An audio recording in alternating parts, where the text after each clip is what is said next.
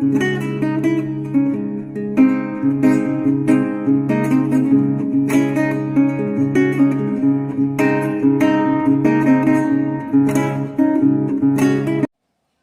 साथियों, स्वागत करता हूं आपके अपने YouTube चैनल में। आज की इस वीडियो में हम भक्ति काल के प्रमुख संप्रदाय आपके साथ साझा करेंगे। इसके संबंध में जानकारियां पहले तो प्रमुख वैष्णव संप्रदाय के पढ़ लेते हैं, फिर उसके बाद अन्य संप्रदाय जो भक्ति काल में हो उसके संबंध में जानकारियाँ देंगे।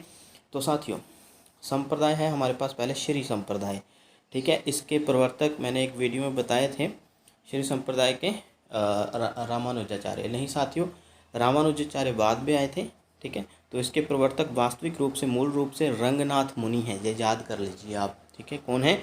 रंगनाथ मुनि, जिनका जन्म काल जो मृत्यु काल वो क्या है, 824 में जन्म और 924 में मृत्यु, मतलब 100 साल लगभग इन्होंने जीवन यापन जिया।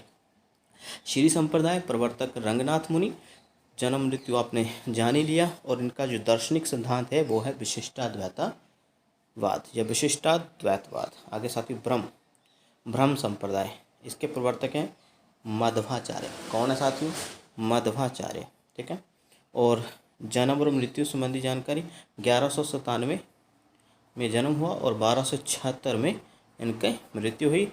दार्शनिक सिद्धांत है इनका द्वैतवाद। आगे साथी रुद्र संप्रदाय, इसके रुद्र संप्रदाय के प्रवर्तक है साथी विष्णु स्वामी, ठीक है। विष्णु स्वामी और जन्म और मृत्यु के समय ज़्यादा जानकारी नहीं मिलती, लेकिन ये माना जाता है कि ये 1300 ईस्वी के आसपास थे।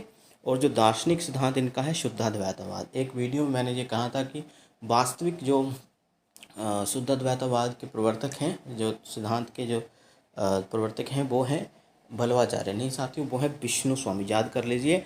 और शुद्धाद्वैतवाद को बाद में अगर किसी ने सुदृढ़ किया तो वो बलवाचार्य थे, ठीक है। तो विष्णु स्वामी बलवाचार्य के गुरु भी हैं। और ये याद रखिएगा, रुद्र संप्रदाय शुद्धाद्वैतवाद से जुड़ा है, जैनी का सिद्धांत है शुद्धाद्वैतवाद मूल रूप से। आगे साथियों हमारे पास है सनकादि, ठीक है। क्या है? सनकादि संप्रदाय, जिसके प्रवर्तक हैं निम्बार्काचार्य। और समय क्या है? 1114 से लेकर 1162 तक इनका जीवन। और सिद्धांत का नाम है द्वैताद्वैतवाद। ये सिद्धांत है क्या वास्तव में, सब जानकारी आपको मैं दे चुका हूँ। चैनल पर जाइए, हमारी वीडियो खोजिए। आगे एक और जानकारी, रामानुजाचार्य श्री संप्रदाय के सबसे प्रमुख आचार्य हैं श्री संप्रदाय के। लेकिन अगर बोलें कि श्री संप्रदाय के प्रवर्तक कौन थे? रंगनाथ मुनि। लेकिन बाद में रामानुजाचार्य भी इसी से हुए। और विशिष्टाद्वैतवाद दार्शनिक सिद्धांत है, ठीक है।